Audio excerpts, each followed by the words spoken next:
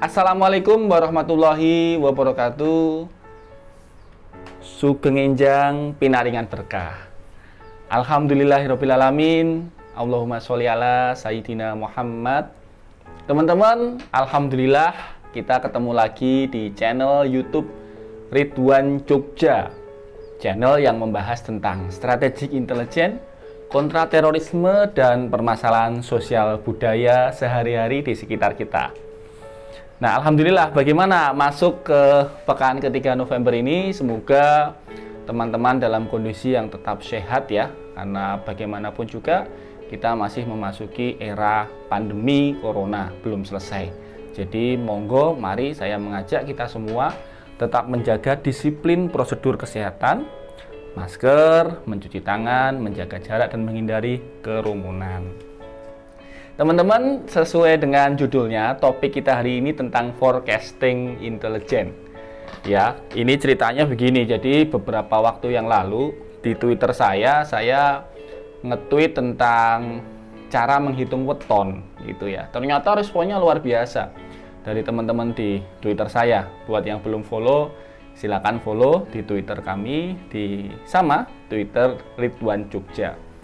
Nah, sebelum sampai pada penghitungan weton itu, saya memberikan garis besar dulu ya, bahwa dalam dunia intelijen itu selalu dikenal dengan metode yang disebut dengan forecasting atau metode peramalan masa depan. Nah, forecasting atau metodologi peramalan masa depan itu memang salah satu keunggulan dari disiplin ilmu intelijen ya. Bagaimanapun juga, intelijen itu tugas utamanya adalah selalu memprediksi atau memperkirakan kejadian-kejadian yang akan terjadi di masa depan. Guru kami, almarhum Brigjen Irawan Soekarno, atau dalam sandi beliau dalam operasi intelijen dulu adalah Mbah Keceng, Pak Keceng. Beliau selalu menyampaikan bahwa tugas utama insan intelijen itu adalah menyibak kabut masa depan, bukan bicara tentang yang sudah terjadi atau masa lalu, tetapi bagaimana bisa foresight the fog of the future, meramalkan, menyibak kabut masa depan. Nah, dalam disiplin ilmu intelijen modern, caranya bermacam-macam, tentu dengan berbagai macam metode foresight. Tetapi sebenarnya semuanya sih hampir-hampir sama, mirip-mirip ya. Beberapa misalnya aliran teman-teman yang suka memakai teorinya Nate Silver, dia menggunakan model signal and the noise. Jadi bagaimana kita merumuskan, memperkirakan kejadian di masa depan dari sesuatu yang sudah terjadi di masa lalu. Nah, ada juga teori-teori yang sudah dirumuskan oleh Prungkun ya dalam bukunya Handbook of Scientific Methods of Inquiry for Intelligent Analysis. Salah satunya adalah dengan cara menggunakan model statistik untuk menghitung probabilitas. Probabilitas bisa dihitung dengan banyak model caranya. Salah satu yang sering digunakan adalah metode yang disebut dengan naive Bayes classifier ya, naive Bayes classifier yang ditemukan oleh Thomas Bayes, seorang ahli statistik, yang pada dasarnya dia adalah menghitung probabilitas kemungkinan di masa depan dengan statistik kejadian yang sudah ada. Nah, misalnya saya contohkan dadu ini ya. Ini saya pegang dadu. Ada pertanyaan, berapa probabilitas angka 3 muncul di dadu ini? Nah, dengan Thomas Bayes, naive Bayes, kita bisa mengukur bahwa kemungkinan angka 3 ini hanya muncul sekali dalam lemparan. Karena kan di atas ini kan nggak mungkin ada 2 angka, pasti cuma 1. Dan kemudian semua totalnya ini adalah 6 ya, 1 2 3 4 5 6. Jadi kemungkinan angka 3 muncul adalah 1, karena tidak mungkin ada lebih dari 1 angka, 1/6. Nah, ada satu buku yang cukup komprehensif ya, disusun oleh Locke Johnson, Handbook of Intelligent Studies. Ini buku lama ya, buku babon lah, buku primbonnya para analis intelijen. Di dalamnya memuat pendapat-pendapat para pakar, termasuk tentang bagaimana para pakar itu memprediksi masa depan. Ya. Jadi sebenarnya dalam teori intelijen modern banyak sekali metode yang bisa kita lakukan untuk memperkirakan apa yang akan terjadi di masa depan. Karena itulah sebenarnya esensi dari intelijen, yakni mencegah terjadinya yang disebut dengan strategic surprise atau serangan mendadak. Ya, kalau tiba-tiba terjadi sesuatu yang besar, nah sementara negara tidak siap, nah berarti itu adalah bentuk dari kegagalan intelijen. Nah, sesuai dengan yang saya sampaikan di awal dan juga judul video ini, kali ini kita tidak akan membahas tentang metodologi forecasting secara ilmiah berbasis intelijen modern. Yang akan kita bahas adalah satu tinggalan leluhur atau satu pusaka ya, pusaka keilmuan leluhur yang menurut saya itu juga merupakan bagian dari cara leluhur memforecasting masa depan. Cara para leluhur Jawa memprediksi masa depan yang sering disebut dengan ilmu weton atau ilmu mengetahui peruntungan dan nasib seseorang berdasarkan hitungan weton. Nah, sekali lagi ini konteksnya adalah budaya ya. Jadi mohon teman-teman memahami bahwa yang kita sampaikan di sini adalah metodologi budaya. Ya, ini tidak terkait dengan sesuatu yang mistis atau sesuatu yang apa ya, tahayul dan semacamnya. Ini lagi-lagi murni sebagai bentuk cara kita untuk memahami budaya. Nah, teman-teman, orang-orang tua kita dulu, para leluhur itu sudah membakukan sebuah rumus ya, yang menghitung jumlah dari hari-hari dan pasaran. Ya, pasaran itu istilah di penanggalan Jawa yang menganut sistem 5 hari sekali ya, dimulai dari Legi, Paing, Pon, Wage, dan Kliwon. Nah, lalu siklusnya berulang selama 35 hari sekali. Nah, dari situ orang-orang Jawa dulu, para leluhur itu mempunyai yang disebut dengan ilmu titen atau ilmu kasunyatan atau ilmu mendeteksi dan mencatat fakta-fakta yang sudah terjadi. Nah, jadi misalnya ada si X ini lahirnya hari Kamis Legi, faktanya dia hidupnya begini, dicatat oleh para leluhur. Si Y lahirnya Jumat Wage, faktanya begini, dicatat oleh para leluhur. Jadi kasunyatanya dicatat dan kemudian itu dijadikan satu rumus dalam sebuah babat, dalam sebuah buku yang kemudian disebut dengan rumus weton. Weton itu kemudian dihitung mulai dari hari lahirnya dan pasarannya tadi. Dan masing-masing sudah ada angkanya yang sudah baku dilakukan turun-menurun ya, turun-menurun dari para leluhur dulu. Nah, saya menggunakan metodologi Jogja klasik. Ini sebenarnya sudah saya buatkan tabel seperti ini. Ini supaya lebih mudah menghitungnya ya. Jadi hari Minggu itu skornya 5, hari Senin skornya 4, Selasa 3, Rabu 7, Kamis 8, Jumat 6, Sabtu 9, Legi itu 5, Paing 9, Pon 7, Wage 4, Kliwon 8. Jadi ini dari mana angkanya? Ya ini angkanya sudah dirumuskan para leluhur, diturunkan turun-temurun dengan babat-babat buku-buku klasik yang kemudian menjadi pedoman untuk menghitung yang disebut dengan weton. Nah, setelah ketemu hitungannya, maka kemudian dimasukkan dalam satu pattern atau pola keberuntungan manusia menurut leluhur Jawa. Pattern itu berbunyi Sri Rejeki Gedong Loro Pati. Saya ulangi, Sri Rejeki Gedong Loro Pati. Dalam beberapa buku yang lain atau babat yang lain Sri lungguh donya loro pati. Jadi lungguh dan donya, ada yang menyebutnya lungguh, ada yang menyebutnya rezeki, ada yang menyebutnya donya, ada yang menyebutnya gedong. Tetapi penafsirannya mirip, hampir sama. Saya mengambil sistem Yogyakarta yang lebih banyak menggunakan Sri, rezeki, gedong, loro, pati. Nah, pola ini kemudian diterapkan pada hasil dari jumlah weton seseorang. Jadi kita bisa tahu bagaimana nasibnya di masa depan. Nah, leluhur itu memberikan pedoman. Kalau Sri atau jatuh angka 1 dan kelipatannya 1, 11, 21 dan seterusnya, itu Sri itu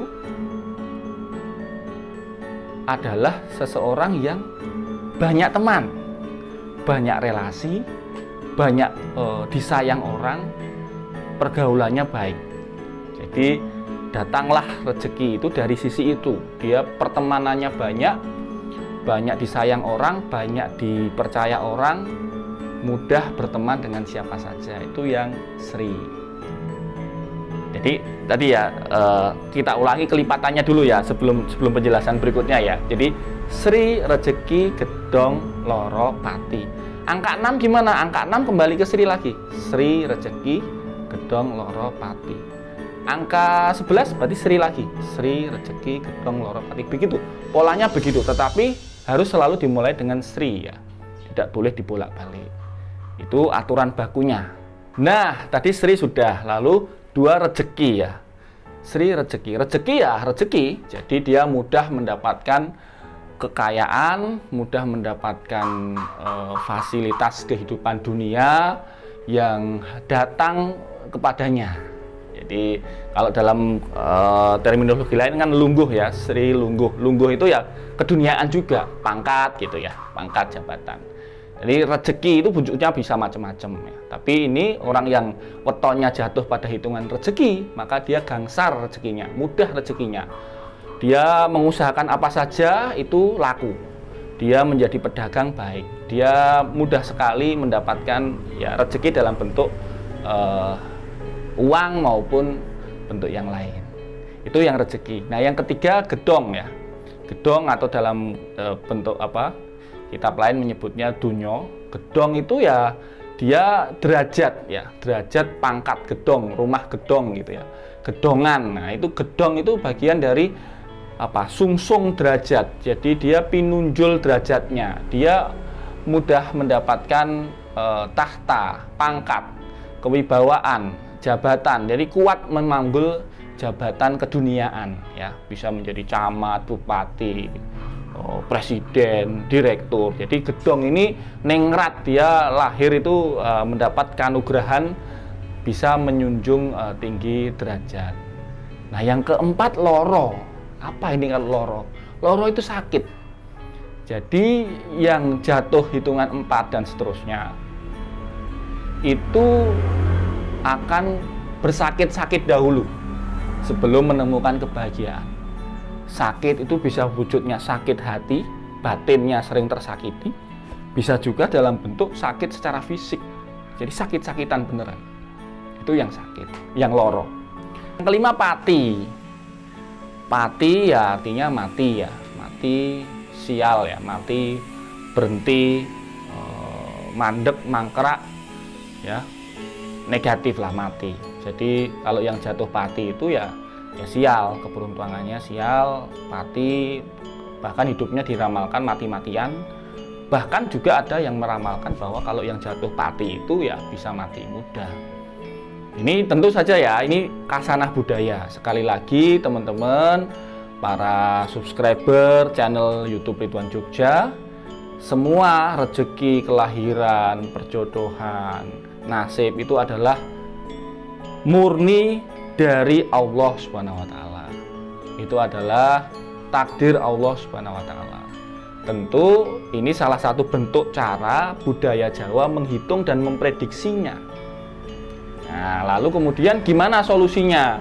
Kalau ternyata hitungannya itu jatuh ke loro atau jatuh ke pati.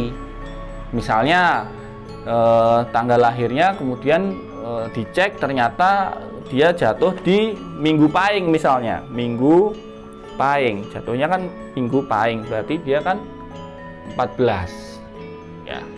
14 itu tadi dengan pola tadi Sri Rejeki Gedhong Loro Pati jatuhnya ke Loro. Nah, jadi sial ya, loro, sakit-sakitan.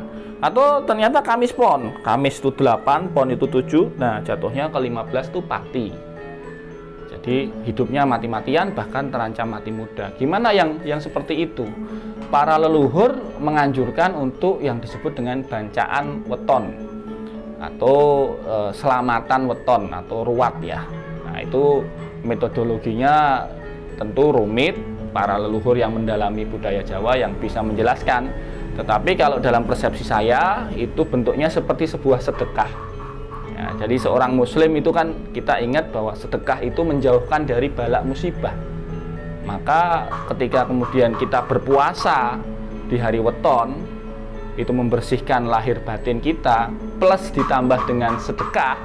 Ya, bersedekah jumlahnya bisa apa saja, bisa bentuk nasi, siap diberikan, atau bahkan uang. Dalam era seperti ini, sedekah bisa bentuk uangnya uang digital ya, dengan berbagai platform di GoPay, OVO atau yang lainnya. Jadi sedekah sebagai bentuk wujud ikhtiar untuk menolak musibah.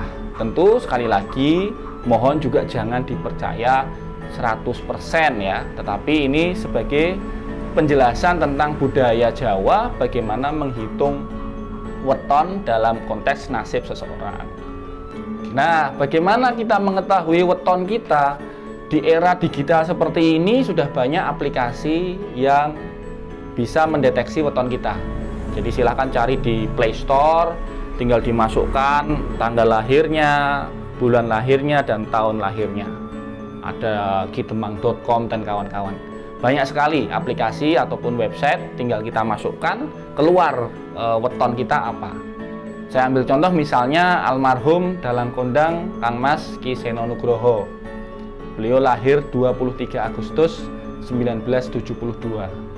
Kita masukkan di aplikasi, kita cek di website, kita googling ya istilahnya begitu ya. Weton Ki Seno Nugroho itu jatuhnya Rabu Wage. Rabu Wage, Wage 4, Rabu 7, jatuhnya 11. 11 itu dalam pola tadi Sri Rejeki Gedhong Loro Pati, Sri Rejeki Gedhong Loro Pati, Sri. Cocok.